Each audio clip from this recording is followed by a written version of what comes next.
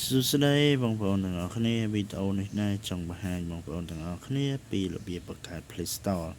ហើយក៏មានបងប្អូនខ្លះគឺគាត់ចេះហើយបងប្អូនខ្លះក៏គាត់មិនទាន់ចេះតែបើសិនបងប្អូនអត់ទាន់ចេះបងប្អូនអាចមើលនៅក្នុងវីដេអូនេះបានអញ្ចឹងណាព្រោះយើងខ្ជិលទៅរកជាងអីអញ្ចឹងយើងអាចបង្កើតខ្លួនឯងបានតែបើបងប្អូនចេះហើយអាចអូសរំលងបានអធិស្ឋានអញ្ចឹងចាប់ផ្ដើមចំណុចដំបូងគឺយើងចូលទៅក្នុងកម្មវិធី Play Store មកណាយើងចូលនៅក្នុងកម្មវិធី Play Store ហើយមកដល់ចំណុចត្រង់នេះគឺយើងចូលនេះមកនេះដោយសាររបស់ខ្ញុំប្រើជាអក្សរខ្មែរគឺវាអញ្ចឹងហើយ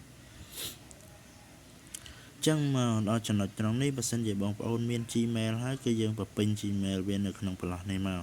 តែបើសិនជាយើងអត់ទាន់មានទេគឺយើងយកបង្កើតគណនីនេះមកចឹងយើងយកអាក្រមហ្នឹងមកយើងចុចលើវាមកនេះមកដល់ត្រង់នេះគេសួរថាយើងសម្រាប់កូនយើងឬមួយក៏សម្រាប់ការងារអាជីវកម្មរបស់យើងអីចឹងទៅអញ្ចឹងគឺយើងយកលើនេះមកសម្រាប់ការប្រើប្រាស់ផ្ទាល់ខ្លួនមកដល់ចំណុចត្រង់នេះគឺយើងដាក់នាមឈ្មោះយើងហើយនាមតកូលរបស់យើងមក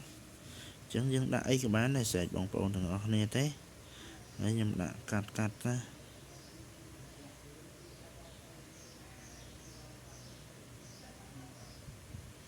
ពិបាកមើលដោយសារខ្ញុំថតខ្ញុំមើលពីលើទូរស័ព្ទទៅវិញអញ្ចឹងណាពេលអញ្ចឹងវារៀងតាក់ភ្នែកតិចអីយ៉ាខុសខ្ញុំដាក់ដល់ចេះកាមេរ៉ាចុះខ្ញុំដាក់ថាកាមេរ៉ាហើយអញ្ចឹងមកដល់ចំណុចទាំងនេះគឺយើងចុចយកពាក្យបន្ទាប់ណាបាទមកដល់ត្រង់នេះគឺដល់ថ្ងៃខែឆ្នាំថ្ងៃភេទអញ្ចឹងគឺយើងរើសតាមហ្នឹងមកយើងចង់ដាក់អីក៏បានដែរស្រេចបងប្អូនណាអញ្ចឹងវាថ្ងៃវាមានដល់52ហើយអញ្ចឹងយើងដាក់ថ្ងៃទី5ខែមីនា1992ចាស់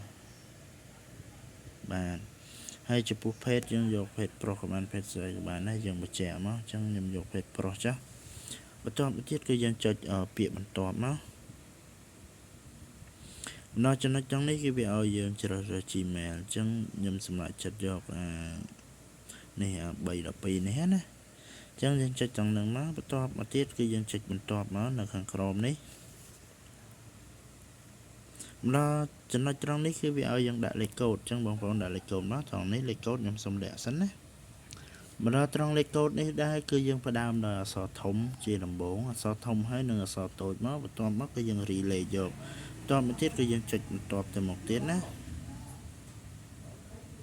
បាទមកដល់ត្រង់នេះគឺវា load ឲ្យយើងអញ្ចឹងយើង screenshot អាហ្នឹងទុកមក Gmail របស់យើងនេះលេខកូដរបស់យើងចាំអញ្ចឹងយើងចុចបន្ទាប់មកទៀតមកត្រង់នេះយើងអស់មកក្រមកអស់ទូរស័ព្ទខ្ញុំរៀងគាំងវាបែកហើយបន្ទាប់មកយើងចុចយកខ្ញុំយល់ព្រម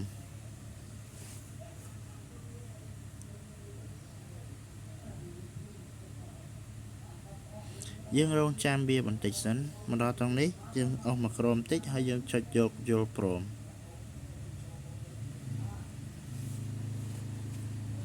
មកដល់ចំណុចត្រង់នេះគឺរួចហើយយើងចុចយកយល់ព្រមនេះមកចឹងគឺយើងបង្កើត Gmail បានជោគជ័យយើងបង្កើត Play Store បានជោគជ័យហើយចឹង Gmail នេះយើងយកទៅបង្កើត Facebook ក៏បានដែរ Gmail នៅក្នុង Play Store របស់យើងនេះចំណុចត្រង់នេះគឺរួចរាល់ហើយអរគុណច្រើនបងប្អូនទាំងអស់គ្នាដែលបានតាមដានមើលវីដេអូនេះពីដើមដល់ចប់